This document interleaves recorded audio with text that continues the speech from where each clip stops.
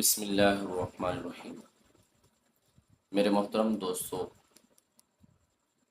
آج ہم جس موضوع پر بات کرنے لگے ہیں وہ ہے حضرت حسین رضی اللہ عنہ، اور یہ ایک مستقل موضوع ہے۔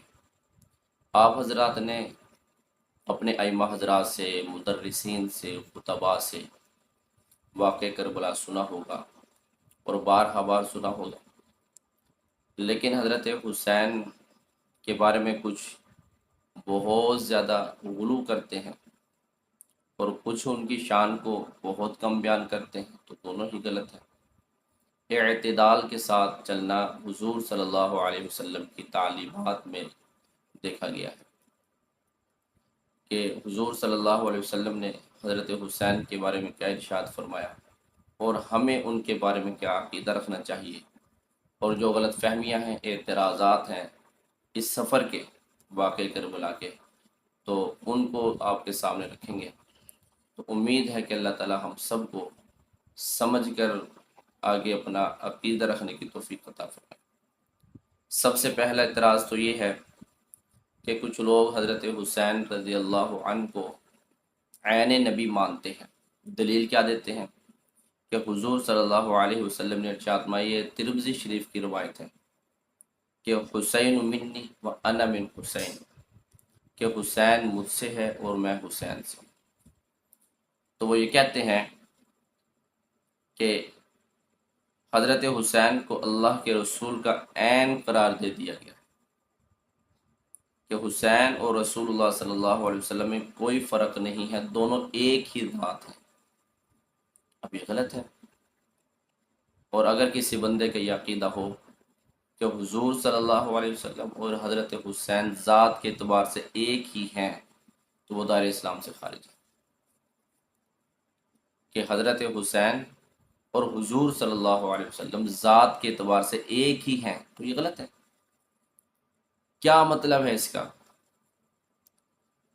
صحابہ کرام نے کیا اس کا مطلب لیا ہے؟ تابعین نے کیا مطلب لیا ہے؟ تو آگے دیکھیں، علامہ محی الدین ابو زکریا یحییٰ بن شرف نے لکھا ہے کہ قولہ صلی اللہ علیہ وسلم ھذا منی و انا منہ معناہ المبالغۃ فی اتحاد طریقہما و اتفاقہما فی طاعت اللہ، کہ اس کا مطلب یہ ہے کہ ہم دونوں کا راستہ ایک ہے اور وہ اللہ کی اطاعت کا ہے۔ یہ ہے حسین منی و انا من حسین، کہ ہم دونوں راستے کے اعتبار سے ایک ہیں اور وہ راستہ اللہ کی اطاعت ہے۔ اس کا یہ مطلب نہیں ہے کہ حسین مجھ سے ہے اور میں حسین سے ہوں، اس کا یہ مطلب ہو کہ ہم دونوں ذات کے اعتبار سے ایک ہی ہیں، تو یہ مطلب غلط ہے۔ اگر کسی کا یہ عقیدہ ہے کہ حسین نبی ہے، نبی حسین ہے اور یہ ایک ہی ذات ہے، جو مقام نبی کا ہے وہی مقام حضرت حسین کا ہے، تو یہ دائرہ اسلام سے خارج ہے۔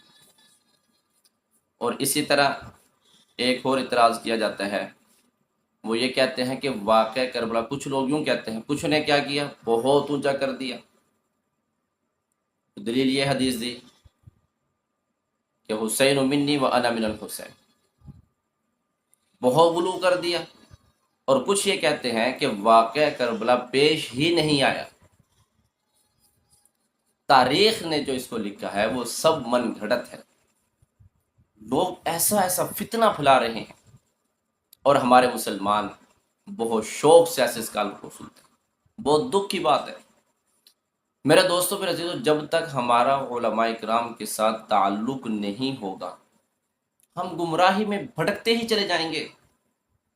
ہم ریل گاڑی میں بیٹھ جاتے ہیں، ٹرین میں بیٹھتے ہیں، ہم جانتے ہیں کہ ڈرائیور کون ہے، ہم جانتے ہیں کہ اس کو گاڑی کون چلا رہا ہے، اتنا اعتبار ہے اس پہ کہ ہم نے اپنی زندگی ان کے سپرد کر دی، ہم اس گاڑی میں بیٹھ گئے۔ تو اس لیے میرے دوستوں، میرے عزیزوں، جب تک ہم اپنی ایمانی گاڑی کو ائمہ حضرات کے حوالے نہیں کریں گے، علماء کے حوالے نہیں کریں گے، تو بھڑکتے رہیں گے۔ کسی کا کلپ سنا، اس کو عقیدہ بنا لیا، کسی کا کلپ ادھر سے سنا، اس کو اپنے ایمان کا حصہ قرار دے دیا، تو یہ بہت غلط ہے۔ تو کچھ لوگ یہ کہتے ہیں کہ واقعہ کربلا یہ پیش ہی نہیں آیا، بلکہ حضرت حسین جنگ قسطنطنیہ میں سن 51 ہجری میں شہید ہو چکے تھے، لیکن یہ تاریخ میں کسی جگہ ملتے ہی نہیں ہے۔ حضرت حسین کی جو شرکت ہے جنگ قسطنطنیہ میں وہ ثابت ہی نہیں ہے کہ وہ قسطنطنیہ میں جو ہے وہ شہید ہو چکے تھے، تو ایسا نہیں ہے۔ جب حضرت حسن رضی اللہ عنہ کے انتقال ہوا تو حضرت حسین ہر سال حضرت امیر معاویہ رضی اللہ عنہ کی خدمت میں آیا کرتے تھے اور حضرت امیر معاویہ رضی اللہ عنہ کو اکرام کرتے تھے۔ تو آپ رضی اللہ عنہ اس لشکر میں بھی موجود تھے جس لشکر نے جنگ قسطنطنیہ میں یزید بن معاویہ کے ساتھ سن 51 ہجری میں جنگ کی، یہ کہتے ہیں۔ لیکن ان کا شامل ہونا اور وہاں شہید ہونا یہ نہیں ملتا۔ لیکن ایسی روایات، من گھڑت روایات موجود ہیں اور یہ بہت شاذ ہے، لوگ ان کو بیان کرتے ہیں اور بیان کرنے والے وہ ایسا بیان کرتے ہیں کہ پھر ہمارے ہی مسلمان ان کو بہت زیادہ دیکھتے ہیں۔ اب ہم کیا نام ان کا لیں؟ وہ واضح بیان کرتے ہیں کہ حضرت حسین رضی اللہ عنہ یہ واقعہ کربلا پیش ہی نہیں آیا اور نہ وہاں شہید ہوئے، صاف انکار کرتے ہیں۔ تو ان کے ساتھ بھی ہم مسلمانوں کا کوئی تعلق نہیں ہے۔ جنہوں نے حسین منی و انا من الحسین سے یہ مراد لیا کہ دونوں ایک ذات ہیں، ان کے ساتھ بھی ہمارا کوئی تعلق نہیں ہے۔ اور جو یہ بیان کر رہے ہیں کہ واقعہ کربلا پیش ہی نہیں آیا، وہ حضرت حسین تو جنگ قسطنطنیہ میں شہید ہو چکے تھے، تو ان کے ساتھ بھی ہمارا کوئی تعلق نہیں ہے۔ پھر آگے ایک اعتراض اور کیا جاتا ہے، وہ یہ کیا جاتا ہے کہ صحابہ کرام کا حضرت حسین کو کربلا میں تنہا چھوڑنا، یہ ایک مشہور اعتراض ہے۔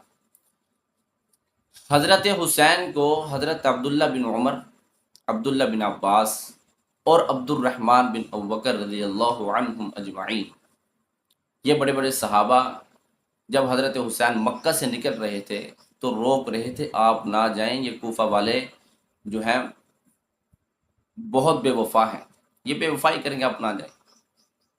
لیکن حضرت حسین رضی اللہ عنہ جا رہے ہیں، مکہ سے روانہ ہوئے، مدینہ، پہلے مدینہ تھے، مدینہ سے جب مکہ میں آئے تو مکہ سے کوفہ کی طرف گئے تھے۔ اور یہ واقعہ آپ نے بارہا بار سنا ہے، تو میں تفصیل میں جانا نہیں چاہتا کہ مدینہ سے حضرت حسین کیوں آئے تھے۔ ولید بن عتبہ کو جو خطوط ملا کہ ان سے بیعت لو، لیکن بیعت دینے کے لیے تیار نہیں ہے، پھر وہ مکہ میں تشریف لائے، مکہ سے آنے لگے۔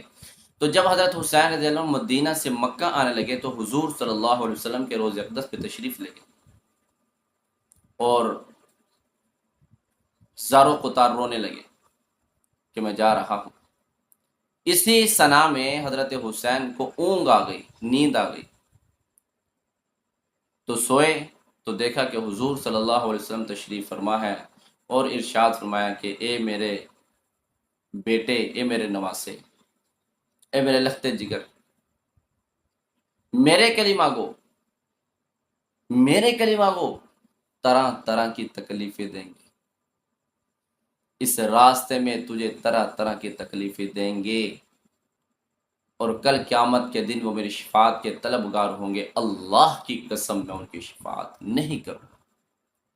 یہ حضرت حسین کے سفر کی ابتدا ہے، یہاں سے وہ مدینہ چھوڑ رہے ہیں، آخری حاضری حضور صلی اللہ علیہ وسلم کے دربار۔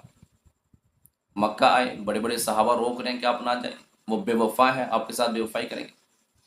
پھر صحابہ نے چھوڑ دیا کہ آپ نے جانا ہے تو آپ نہیں رک رہے، اپنے خاندان کو بھی لے کر جا رہے ہیں، آپ ان کو نہ لے کر جائیں۔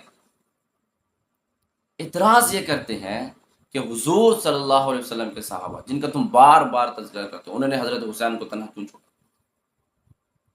بھائی وہ حضرت حسین کے بھی بڑے تھے، وہ روک رہے تھے، انہوں نے دیکھا تھا ان کے بابا کے ساتھ بھی ظلم ہوا تھا، ان کے ساتھ بھی بے وفائی ہوئی تھی، ان کے بھائی حسن کے ساتھ بھی بے وفائی ہوئی تھی، اور ان کے ساتھ بھی ایسا ہوگا، یہ نہ جائیں۔ پھر حضرت حسین نے اپنے بڑوں کی بات کیوں نہیں مانی؟ یہ بھی اعتراض کرتے ہیں۔ اس کا جواب یہ ہے کہ جب کوفہ سے خطوط آ رہے تھے تو ایک خط میں یہ لکھا ہوا تھا، جب صحابہ کرام راستے میں آئے روکنے کے لیے تو وہ خط پڑھ کر حضرت حسین نے سنایا، وہ خط سامنے کیا، خط میں کیا لکھا ہوا تھا؟ خط میں لکھا ہوا تھا کہ اے حسین ابن علی، کوفہ والوں کی طرف سے ایک خط آیا کہ اے حسین ابن علی، یزید ہم پر مسلط ہو چکا ہے، آپ بخوب جانتے ہو کہ وہ ظالم ہے، اور اس ظالم کے ظلم کو ختم کرنے کے لیے روئے زمین پہ ایک ہستی ہے جس کو حسین ابن علی کہتے ہیں۔ اگر آپ آج ہمارے حق کے لیے نہیں آئے تو کل قیامت کا دن ہوگا، ہمارے ہاتھ ہوں گے، آپ کا گریبان ہوگا، اور ہم پر ہونے والے ظلم کے بارے میں ہم پوچھیں گے کہ یہ ظلم کو ختم کر سکتا تھا، یہ کیوں نہیں نکلا۔ جب حضرت حسین نے صحابہ کو وہ خط دیا کہ کل قیامت کے دن جب مجھ سے سوال ہوگا تو تم جواب دے سکو گے، تو صحابہ خاموش ہو گئے، راستے سے ہٹ گئے۔ حضرت حسین میدان کربلا کی طرف جا، کوفہ کی طرف جا، راستے میں پھر دھوکہ ہوا۔ تو یہ تنہا چھوڑنا نہیں ہے، تنہا چھوڑنا نہیں ہے۔ پھر اسی طرح اور اعتراضات ہوتے ہیں۔ ان اعتراضات میں ایک سب سے اہم جو اعتراض ہے وہ یہ ہے کہ حضرت امیر معاویہ رضی اللہ عنہ نے اپنے بیٹے کو حاکم کیوں بنایا؟ ان کو نہیں پتا تھا کہ ان سے زیادہ اہل ہر چیز میں حسین ابن علی ہیں، عبداللہ بن عمر ہیں، عبد الرحمن بن ابو بکر ہیں، عبداللہ بن عباس ہیں۔ اپنے بیٹوں کو کیوں مقرر کر دیا؟ مسلمان بھی اس اعتراض میں آ کر حضرت امیر معاویہ کو نعوذ باللہ غلط کہہ دیتے ہیں۔ کیوں؟ ہم کلپ سنتے ہیں، اس کو اپنا عقیدہ بنا لیتے ہیں، اس کو اپنا ایمان بنا لیتے ہیں، اور آگے گڑبڑ شروع ہو جاتی ہے۔ میرے دوستوں، میرے عزیزوں، سب سے پہلی بات یہ ہے کہ علماء کے ساتھ تعلق کبھی نہ چھوڑنا۔ وہ انبیاء نہیں ہوتے، وہ صحابہ نہیں ہوتے کہ ان سے کوئی غلطیاں نہ ہو۔ ان کو درگزر کرتے کرتے کرتے کرتے ان کے دامن کو تھامے رکھنا، پھر تمہارا ایمان بچے گا۔ اب یہ جو اعتراض ہے کہ حضرت امیر معاویہ جب مرض الوفات میں تھے، مرض الموت میں تھے، تو پھر اپنے تاریخ میں یہ لکھا ہوا ہے کہ اپنے بیٹے کو حاکم مقرر کر دیا تھا، بیعت لینا شروع کریں، تو ان کو کیوں نہیں بنایا؟ اہل بیت میں سے ہیں۔ ان کی والدہ یزید کی والدہ سے بہتر ہے، ان کے نانا یزید کے نانا سے بہتر ہے، ان کو مقرر کیوں نہیں کیا؟ جواب یہ ہے کہ حضرت حسین رضی اللہ عنہ بہت نرم دل تھے، بہت جلدی معاف کرنے والے تھے، اور دمشق، شام، کوفہ کے جو لوگ ہیں یہ انتہائی بے وفا ظالم لوگ ہیں، اور میرا بیٹا بھی ظالم ہے۔ ان کے ظلم کو یہی ختم کر سکتا ہے کہ اگر میں یہ خلافت حسین کو دے دوں تو وہ معاف کرتے جائیں گے، کرتے جائیں گے، اور یہی لوگ ان کے خلاف ہو جائیں گے اور ان کو قتل کر دیں گے، جیسے حضرت عثمان کے ساتھ ہوا تھا۔ تو اس لیے میرے دوستوں، میرے عزیزوں، کسی بھی صحابی کے بارے میں میل رکھنا، کچیل رکھنا، یہ ایمان کے کم ہونے کی علامت ہے، ایمان کے نہ ہونے کی علامت ہے۔